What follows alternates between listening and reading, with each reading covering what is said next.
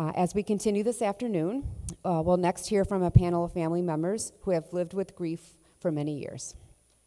This panel focuses on long-term grief, exploring how it evolves over the years, offering insight into ways it can change while remaining powerful. For those who are earlier in their grieving process, hearing from those who have walked this path for a decade or more can offer some reassurance, we hope, and some comfort, and again, a sense of community. I'd like to next introduce our panelists. If you wanted to come join me, and I'll read their bios as you're approaching. So first, we're joined by Allison Austin. Allison is the mother of 2 teenage boys, one with epilepsy, and she's an environmental specialist. Allison is the bereaved wife of Jeff Bepro, who tragically died of SUDEP on February 26, 2012, when she was just a young mom. Allison first learned about SUDEP from her husband's death certificate, which led her to search for answers online and ultimately connect with the Danny Did Foundation and PAMI. Allison has attended the PAMI conference since 2014 and has worked with Danny Did since 2013 as a family ambassador to support epilepsy education, access to seizure detection devices, and SUDEP awareness. So welcome. Next, sitting next to Allison is Amber. Amber, who has experienced epilepsy herself, is an epilepsy mom and an advocate from the Philadelphia area. Epilepsy has touched her family for generations. Her father had childhood epilepsy, and her 28-year-old daughter and 11-year-old nephew also are living with epilepsy. She became involved with the Danny Did Foundation after losing her son Nathan to SUDEP in 2012.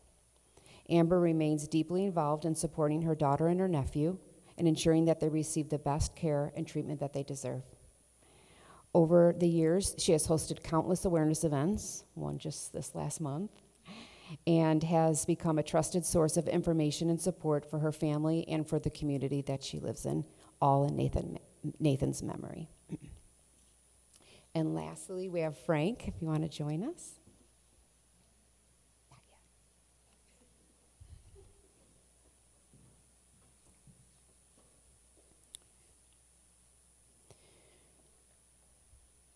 So Francesco Salido also joins us today. After losing his son Joseph to SUDEP in 2011, Francisco and his wife Victoria co-founded the Joseph's Hope Scholarship Fund, and it supports young people with epilepsy who are pursuing secondary education or vocational training.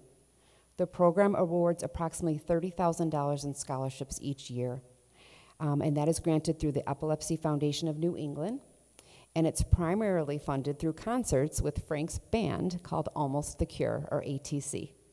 To date, these band events have raised over $300,000 for scholarships. ATC combines high-energy rock music with a mission to foster community and support for epilepsy advocacy. Francisco is a leader in the pharmaceutical and biotech discovery with an emphasis on oncology and CNS research. Additionally, he served for the New England board from 2014 through 2023, and Victoria, his wife, has been active on EFNE since 2012, both supporting events and families navigating epilepsy. So if Allison, you would like to start us off, you can join the podium or this. There.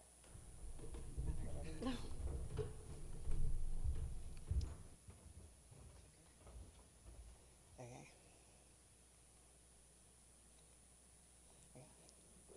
Thanks, Mary. This is the last family photo that was taken in 2011 of my family. My husband, Jeff, was 42, and my children were 5 and 2 years old in this photo. And 3 months later, Jeff passed of SUDEP on February 26, 2012. Jeff technically didn't have epilepsy because he died with his second seizure, and you're usually not diagnosed with epilepsy until you've had 2 seizures. So we sort of fell into a gray area. Of course, we were never warned that SUDEP was a possibility. during that month that between his first seizure and his second seizure. I want to sort of say, and I think you already know, that in my experience, people don't understand grief until they've experienced it themselves. And grief is so individual that even though most of us here are bereaved in some way, our experiences are so varied that we grieve in such different ways. It's so individualized. Even if there's another spouse here, their grief and my grief is so different. And it doesn't necessarily change just because they're maybe a new griever and I'm an older griever. It's just your experience with your loved one. Nobody else has those memories. Nobody else has those experiences. You're the only one that does. And so your grief is so individualized. So whatever I say doesn't necessarily mean it's going to compute with you, but I hope that it does. Personally, I love quotes. I collect memes. I collect quotes out of books. To me, it is very validating. I don't meet a lot of people that have had a similar experience as myself. Even here, a lot of people here have lost children. I'm a spouse. Or I've met people that have lost a brother or a sister. It's very different. And so when I read things that are online or in books, it helps me navigate and helps me feel seen, even though it's very individual and very, very personal at that point.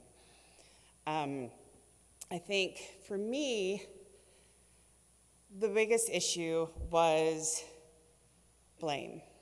I didn't know about SUDEP, and my husband passed. And to me, I carried that grief and that blame for years. I felt responsible for his death, and nobody could convince me otherwise. And I pretty much said, just don't even try. Let me come to the point where I forgive myself, and then I will process through my grief the rest of the way. Because I can't skip this step. This was a very vital step for me. When I lost Jeff, I was a young mother. I had a 2-year-old and a 5-year-old. And I didn't have the opportunity to just lay in bed and wallow in my grief. And something that you see in movies and in books, and everybody gets to take time and really sort of focus on themselves. And I did not have that opportunity at all. I had to wake up the next day, and I had to be a mother. I had to find a job. I had to take care of my house. And so I worked all day, being a mother or at a job. And then once I got my kids to bed at 7 o'clock at night, that's when I allowed myself to fall apart. I felt like I could not keep my grief from my children. They still saw that during the day, but I needed them to live their lives. I needed them not to think that, life was focused only on the fact that I was sad or we lost Daddy. So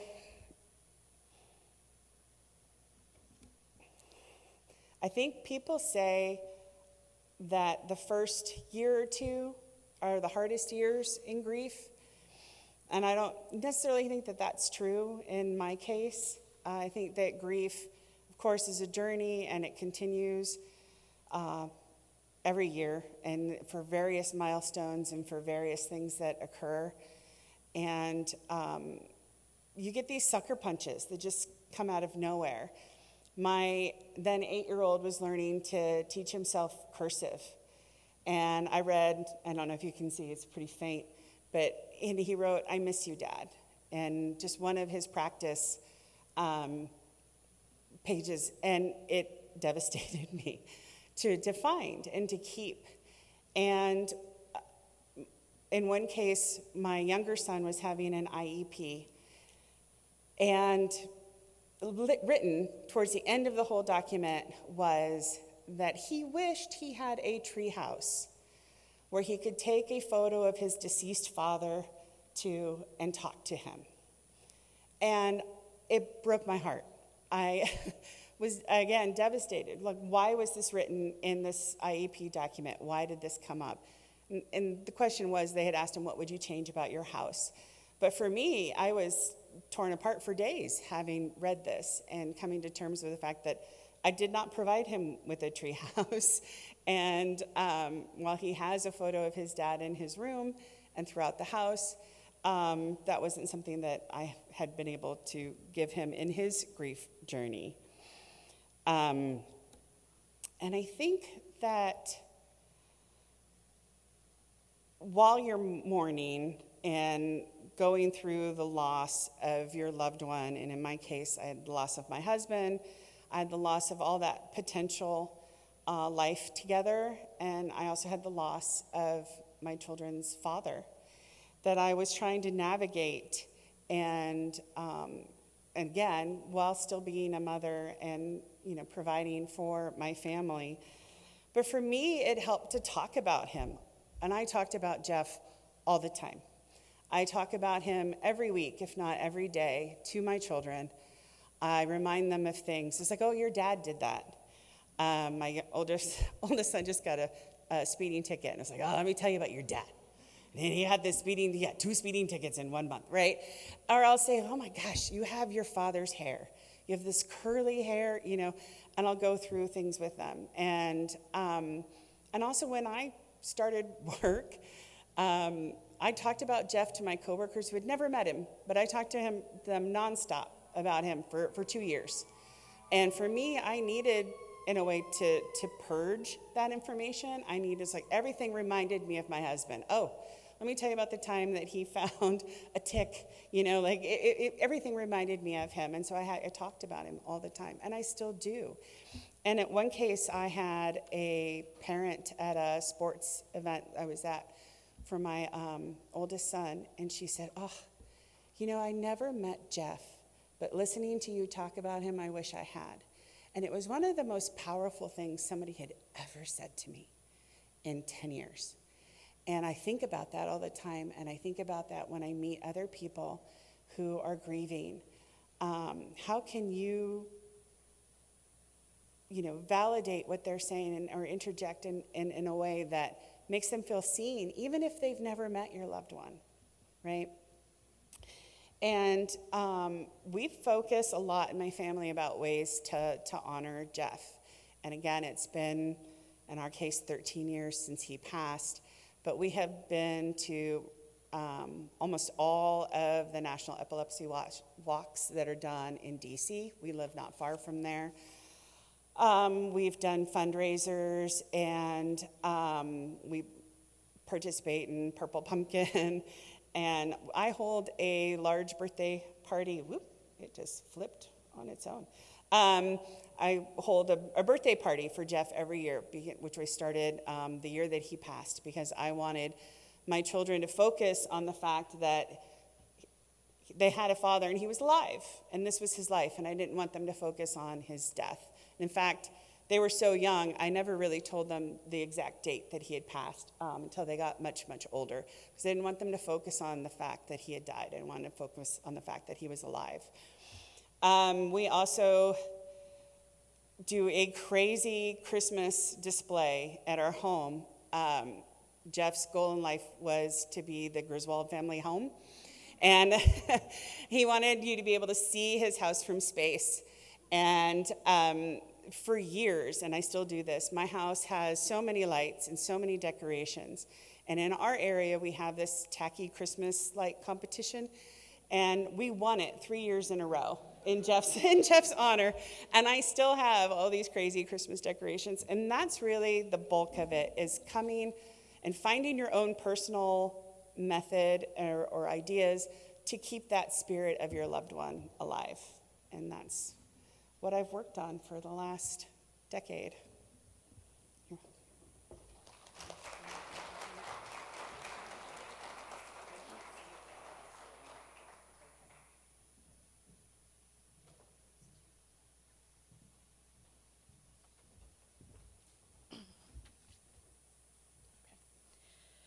This is my son, Nathan.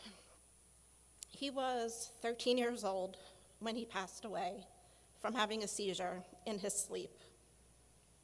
This month will be 13 years since he's been gone. And as you can see from these pictures, he had a smile that could light up the room. He loved to play baseball, go to baseball games. He loved listening to music, playing video games, bothering his big sister all the time whenever he could get. He had a personality that would just blow you out of the water. One of his favorite things to do was hug people. Whenever he would meet someone new, he would give them a hug. It wasn't just a hello, a handshake, it was a full-on body hug, and that's just how he introduced himself to people. He was friendly to everyone, and not a day goes by where I don't think of him. In the beginning, it was hard. I spent the first year in a fog, just not sure what I was going to do, how I was going to function, how I was going to get out of bed. But I had a daughter I had to help, and she was grieving the loss of her brother, her little brother. They were 2 years apart, but they were like twins. They did everything together.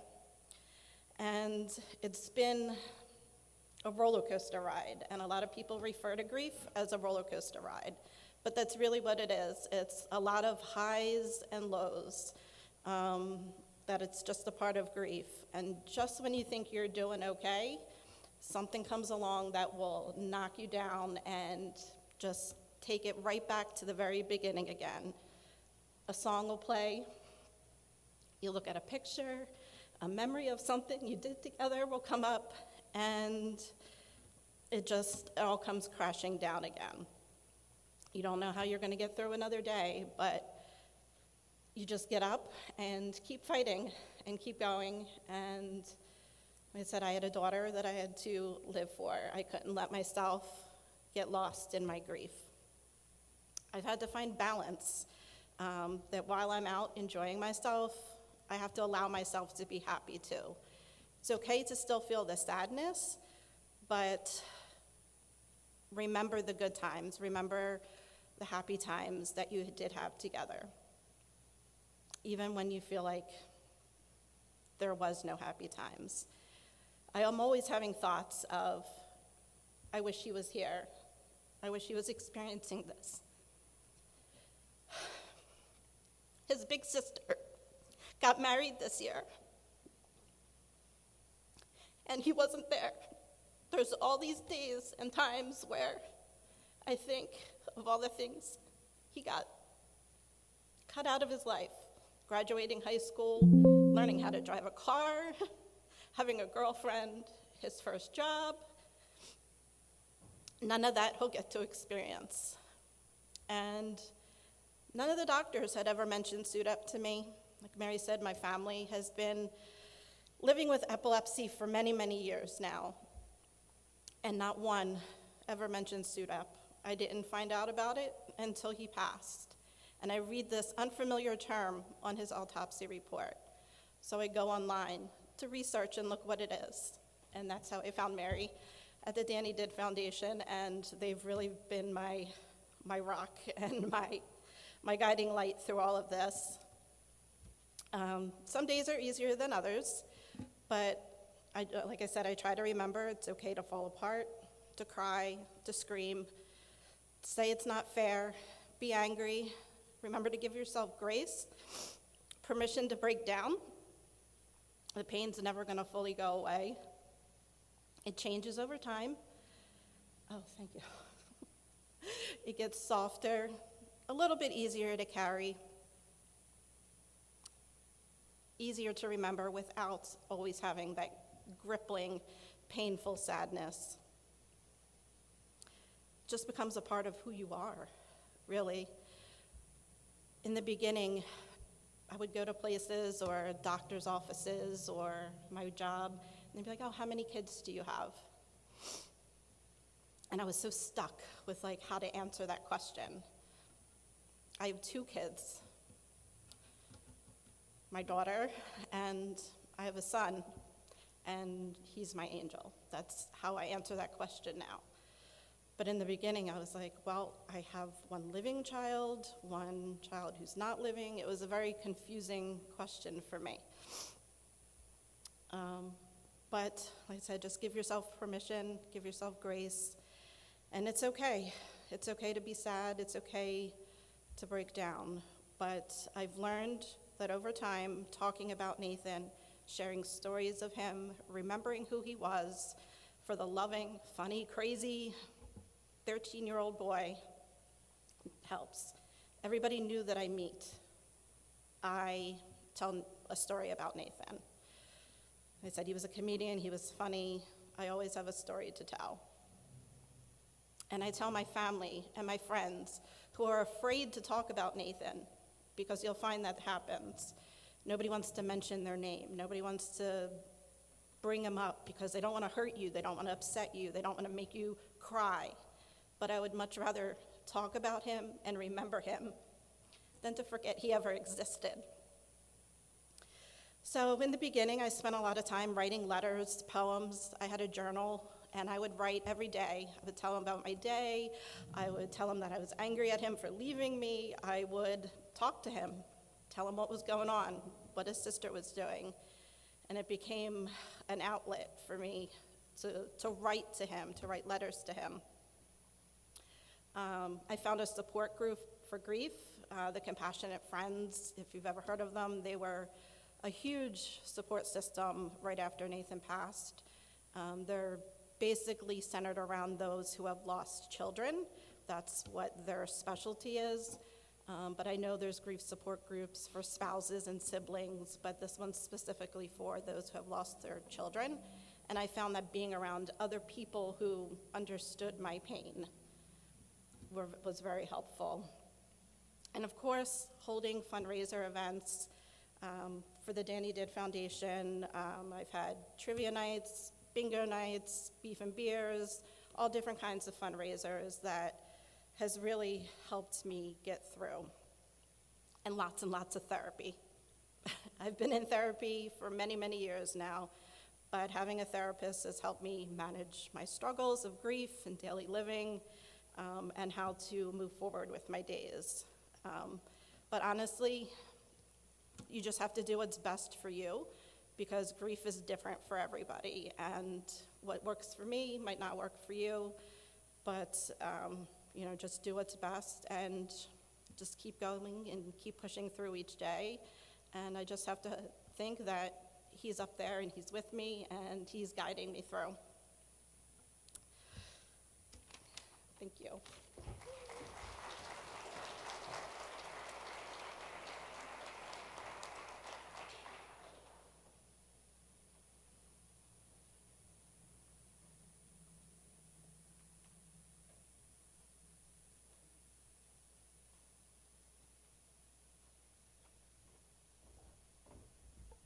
Thank you, everyone, for being here. And I want to thank the organizers of PAMI and Danny Did for allowing me this opportunity. I've been in contact, email, with Danny Did for a long time now. I've never met any of them until today, and I haven't yet met Tom. I'm not sure where he is, but I'll find him later. There you are, okay. I can't, every year I get the email, so that's really great. Thank you very much. And I want to thank the other speakers. There's certainly a lot of parallels, of course, and a lot of truth to what they say. I want to talk about how my wife and I, who sends her regrets she couldn't be here, she was planning on it.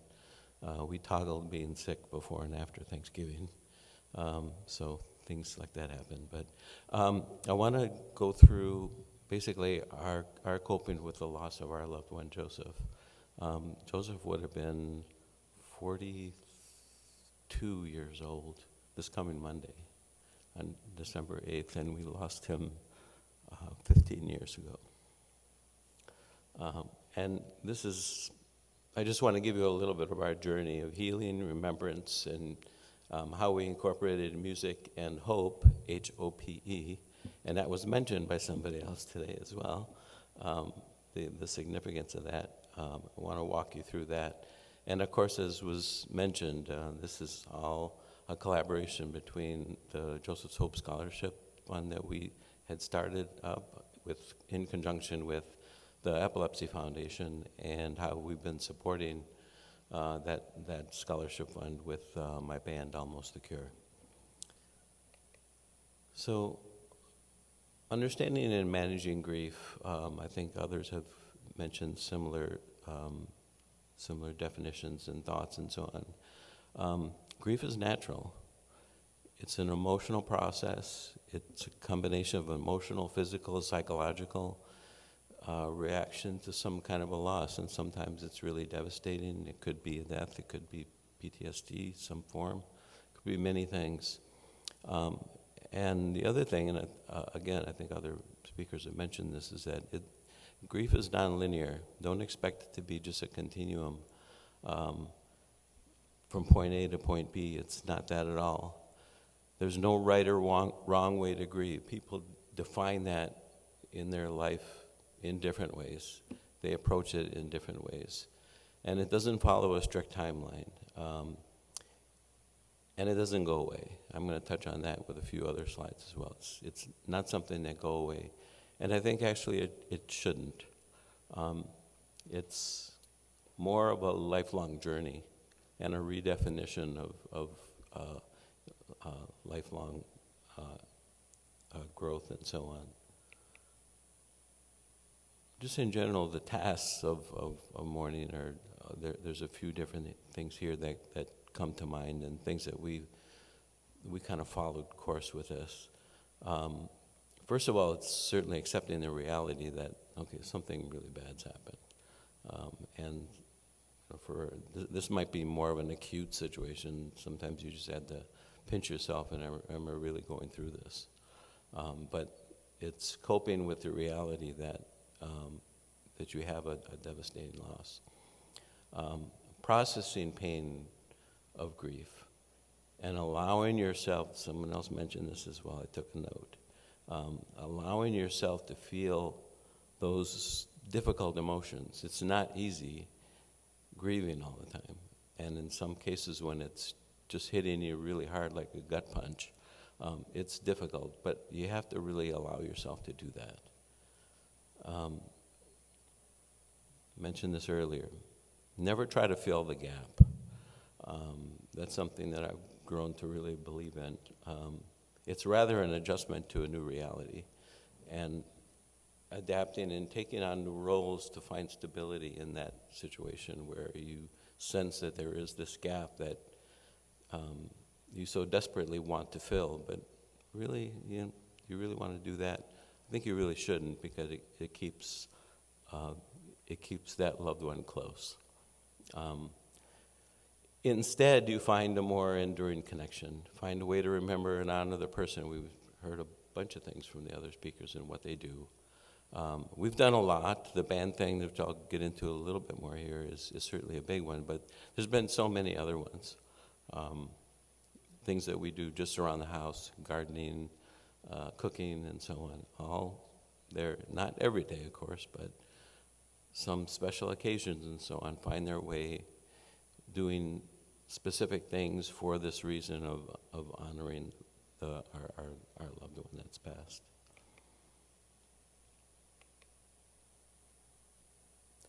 This is one thing I've grown to believe for a long time now, in speaking with people on how they deal with grief and so on. Grief is a binary situation, I think. It either controls you or you control it. I don't think we want to talk about the first part of that. That could be pretty negative. You want to find a way to control it. So you set aside some time to grieve. We certainly have done that over the years. Allow yourself to feel that pain, and to use that as a catalyst to do something positive. Try to find a way to move forward, to do something positive. And just it could be just simple things to move beyond. I mean, it's just talking to people. We're doing that here today. You can write. Some people do that. engage in art, music.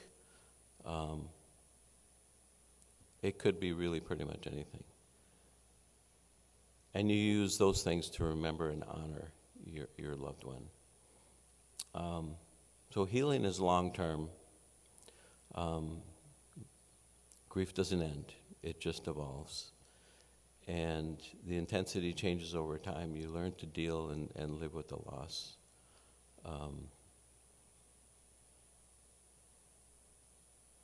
How often have you heard the terms, have you moved on? Have you grown out of it? What's the other one that people always use? There's any number of them. It just doesn't fit. You don't move on from losing somebody.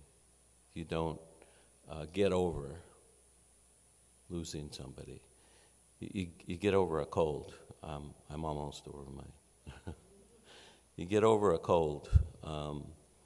You move on from bad habits and bad relationships, things like that. And you outgrow your high school blue jeans easily, for sure. You don't do those things with regard to a life and dealing with grief. So you try to find how you can rebuild things and keep that memory alive. Find new meaning and purpose to what you want to do. And it can take some time. And oftentimes, and this is something that I've grown to believe I've believed this for now a long time, is that sometimes the answers to issues and questions and things that you're dealing with today, sometimes those answers are in your past. You just didn't recognize in the past that it was going to be an important situation for, I need this today. So look to your past for answers. And I pointed here to this picture of myself with Joseph, and he's probably about 15 months there or something like that, playing guitar, something that I had done pretty much, well, not my whole life. I took some big, long breaks during school. But when I was 10 and 11 years old, I asked my parents if I could play the guitar, if I could learn to play. And they said, yeah. And I remember that moment. But I didn't know it was going to be an important skill that I'd need to do the things that we're doing today. So this initiative we have with Joseph's Hope Scholarship Fund and the EFNE, it's all supported by events that my band has been involved in. We've been together for 8 years. Joseph's Hope has been a little bit longer, but essentially most of the funds that we've raised over the years has come from the band with the band Almost a Cure. And as was mentioned in the bio, we've done pretty good so far. We've raised about $300,000 with through many concert events across Greater Boston. We've helped to send around 50 or so high school kids to post-high school activities, and all these kids are challenged with epilepsy. And we're going to continue to do this as much as we can. And I see my time has run out. I'll just take you through this last slide. Key takeaway: managing grief is personal. It's a personal journey. Keep with it. Keep going towards it. You don't have to walk it alone. Be patient with yourself. Seek support when needed. I'll let you read the last part. Joseph was a good man. Thank you.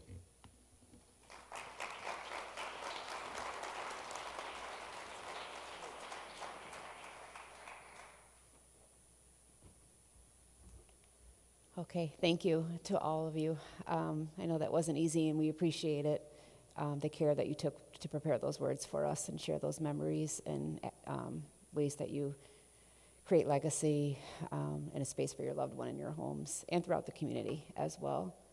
And Frank said it best, where you're not alone. So we'll move on to question and answer. I think Allison is grabbing a mic. So the questions and answers can be for Rebecca or the panelists as well. Anything, or just something that you just want to share. It doesn't have to be a question per se, but maybe there's something that you relate to or want to expand on or learn more about. Please, let's make this a conversation and get to know each other.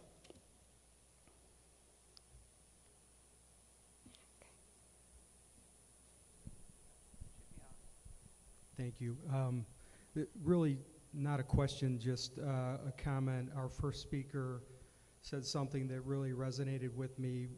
We're on January 30th, it'll be 4 years that we lost our Brenna, and you said the sucker punches, and I'd never heard it referred to that way, but it's so appropriate because, you know, when we lost her, she was 25, and now her friends are buying houses and getting married and having kids, and those are all tremendous sucker punches. Although we're so happy for all of her friends to be living their lives as they should, it's difficult to navigate those sucker punches. So, you know, if anybody has some really great advice on how to navigate those, I'd love to hear it, but I don't know that there is. I think you just have to just accept it and embrace it and move forward, right? So thank you for that.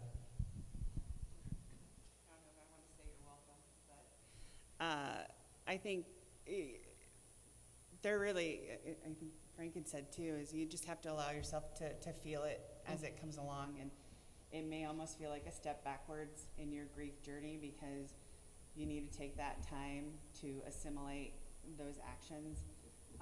I have the same thing where, you know, as my kids age, you know, you think, oh, okay, you know, there's, at this point, now my son has lived longer without his father than he did with his father, you know, things like that. And almost keeping that mentality and that tally of these events as you go forward can be really hard on you mentally.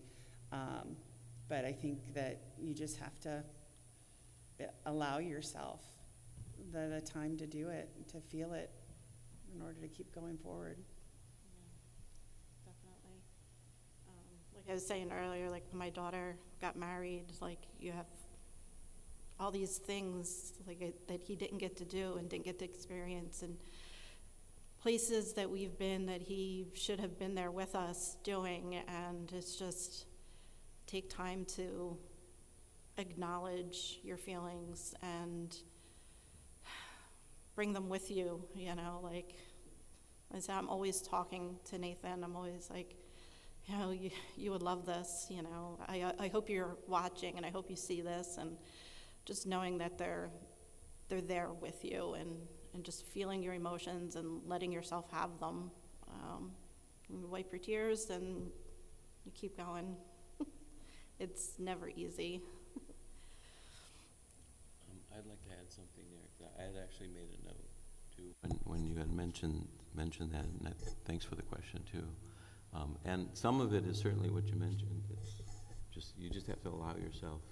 You don't have to understand it in the moment. You just have to let it happen. I was reminded by, I'm sorry, there's no feedback. I was reminded by, I mentioned about the Danny Did folks send me an email every year. And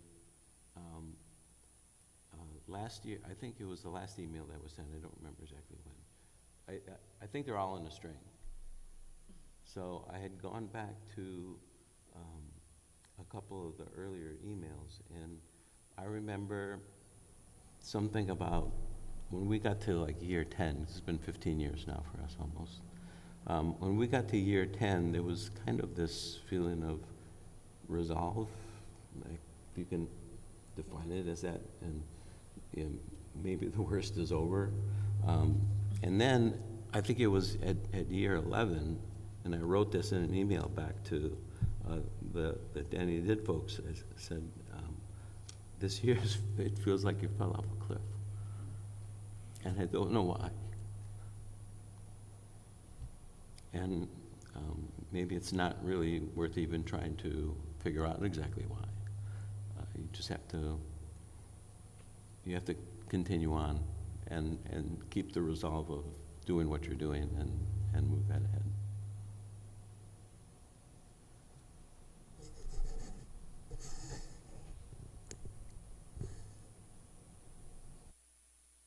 I thank you for great talks, all of you.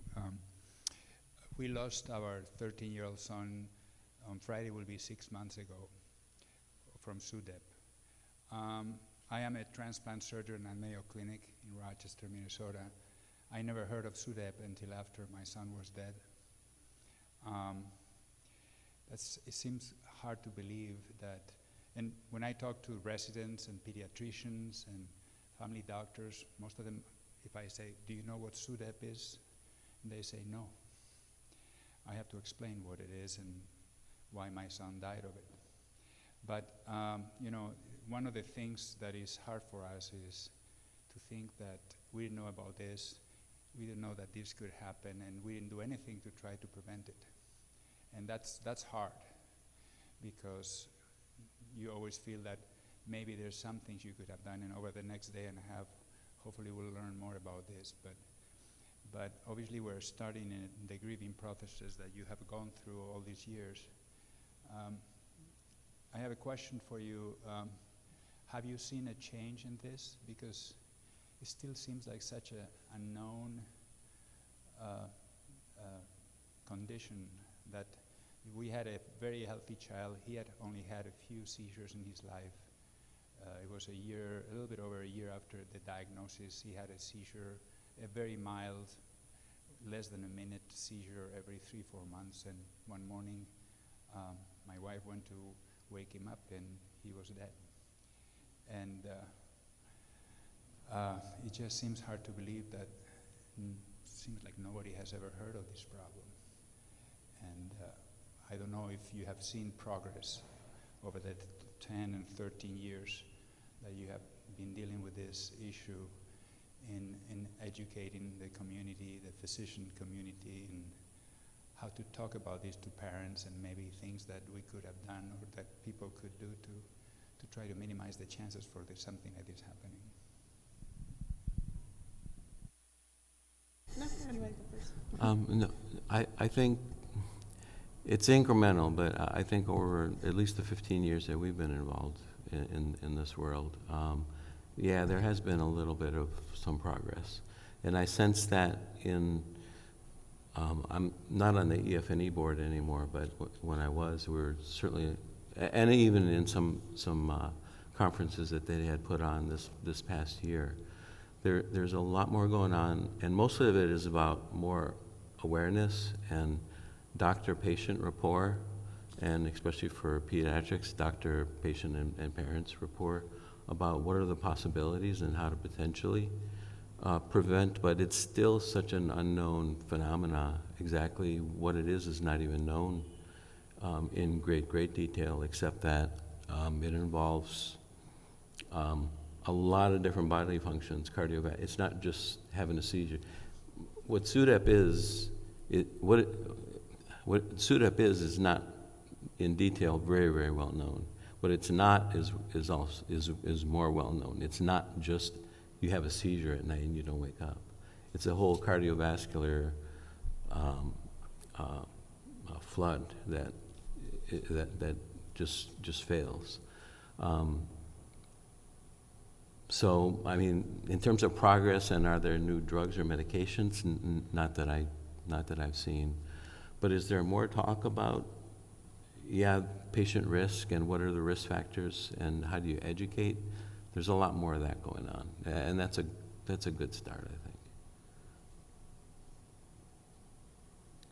So, say from my perspective, I don't know if I am more aware of SUDEP because I've been doing more research and looking into it more, or if it's become more talked about. I don't know if it's because I'm aware of it that I feel like I see it more, or if it's the other way around. Like I said before, like my whole family had epilepsy and nobody ever talked about it before. And just even meeting with some people this morning and just hearing every single person say, none of my doctors told me the risks. None of them mentioned SUDEP to me. And it's like, these are like new, like within the last year, their children have passed and doctors aren't still talking about it. And my sister, who has, my 11-year-old nephew, I talk about it with her, and she said her doctor, like my son's doctors, never mentioned it either. Thank goodness I have the experience, and thankful for him that I've gone through this with Nathan, that I can bring my knowledge and my information to my sister so that she is aware of it. She knows. She was able to get a seizure detection watch for my nephew. I didn't know anything about them 13 years ago. Nobody told me anything about it. And Nathan was having nocturnal seizures. He went to sleep. He was a stomach sleeper. He had a seizure in his sleep and couldn't breathe. And I found him the next day. And had I known, I could have had a monitor, I could have had a mattress cover, a pillow, something that would have helped him. And, I'm hoping that maybe it's the older generation of doctors that are afraid to share with parents the scary part of epilepsy, and that now is like newer, younger doctors are coming out and the new research is being done, that we can start this motion going of talking about it more and making more parents and loved ones aware of the risks and the dangers. I also think that there has been incremental change over time. Even if I think about what's happened in this microcosm at PAMI, when I was at the 2014 PAMI, they were still discussing, should we tell anybody about SUDEP? And now at least we have moved to the point as how do we broach SUDEP with our patients? Back then I was so angry. I'm like, no, you need to tell people at the very first seizure, because in my case, it only took 2, and then I lost my husband. So there has been change. I do think it's also very regional. There's some areas where you're going to see more of an openness to discussing SUDEP than you're going to find in other regions. And I think that there needs to be more of a change within the Academy of Pediatrics or within neurology itself. I know in my case, my younger son also developed epilepsy. So I then had that mentality of, I don't even know what the risk factor would be for somebody who's lost a parent and a child, because that hasn't been studied, right? But through being very vocal with his neurologists and breaching the subject of SUDEP and, I've got these monitors for him, I was educating his neurologist to the point where she ended up attending a PAMI meeting herself so that she could then broach it. And she came back to me and said, I now talk about it to all of my patients. I made that change, right? But is it really small? Yes. Right? It's one doctor. But I broke down into tears. Mary had to hold me after that conference because I knew I had done something, and I felt like that. So there is change, but it is small. It is small. One other thing, what you just mentioned,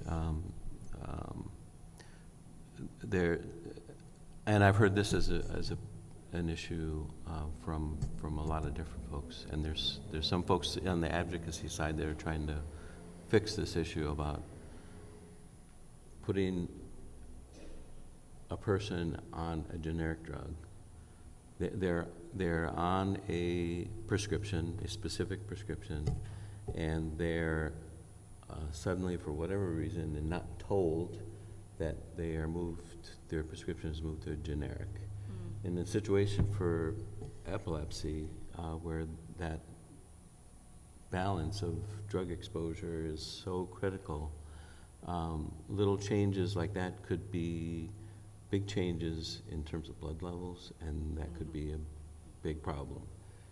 So there's a lot of people, and I know people in the EFNE on the advocacy side are trying to get some bills passed to assure that if that kind of a switch takes place, that it's totally communicated, that they know what what the parents are or the patient is dealing with. So that's really important. Yeah, I had to fight with my insurance company to make sure that Nathan's prescriptions were brand name only, because I wanted to give him the generic version too. Yeah, because they're the experts. So, Right. yeah, that's a really big deal. One of the when Joseph was first started, when he was first started being treated, we went through a number of different medications, and one of the things that I recall, it was so detailed, looking at, and I saw the charts myself from the blood work, and we need to get this level from here to just up to there, to where it's really efficacious. That's a really detailed situation, and if you make a switch to a generic, some generics are okay maybe, but in cases where you're running this really fine line, a generic is not necessarily going to be the same exposure in the body over time as a different drug, because their formulation is just a little bit different. 10% makes a big difference. I don't know if you can hear me. Yeah. Do you have one more question, Allison, or are we short on time? Yes. Maybe we'll just keep it a little short, but yeah, if you wouldn't mind, yes. Okay, my question, hello, my name is Tiffany Townsend. My question is for Nathan's mom. Majikori did not wake up May 10, 2024, 10 days before his 28th birthday. And he was so loved by his sister, had 2 other children. And so you mentioned about you seeking counseling. Did you find any groups or anything for the siblings? Specifically, my son had an older sister too, and she was mama too for him. And so it's heartbreaking just watching, my daughter grieve, not only for her brother, but for her mom too as well, right?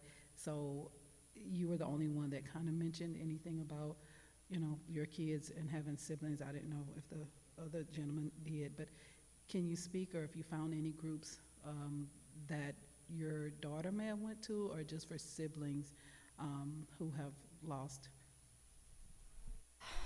See, Rachel was 15 when Nathan passed, and I had to fight her to go to any kind of therapy or anything. She wasn't interested in talking about it at the time. I had looked online, and there are sibling support groups, grief support groups out there. Depending on your area, I know a lot of churches I found have grief support groups specifically designated for siblings. But at the time, I had to drag her to just go to see a regular therapist. She didn't want to have anything to do with it. My relief I found was in the Compassionate Friends group. And like I said, they were specifically geared towards parents who have lost children, to all different types of reasons, not just specifically epilepsy or SUDEP, but just being around them. And I know they also have resources for siblings as well. So local chapters of your Compassionate Friends group might be able to connect you with a resource for siblings also. And like I said, just look online, and I think, like I said, a lot of churches in my area, they'll do spouses, they'll do siblings, they'll do different kinds of grief support groups. But that's really what got me through my first year after he passed, was just being around other people who experienced loss as well, like I did. Thank you, everybody. And this is also about connection. Is Sarah in the room, who runs a siblings epilepsy support group? So it does exist.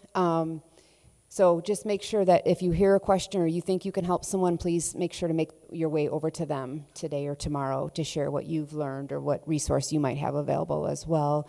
And then I just welcome the question before that, asking about suit up conversations. That will be a breakout session tomorrow. Frank brought up legislation, advocacy. That will all be discussed tomorrow too. So if you can attend tomorrow, please feel free to ask questions during those sessions as well. But for now, I'd like to thank our panelists who did a fantastic job.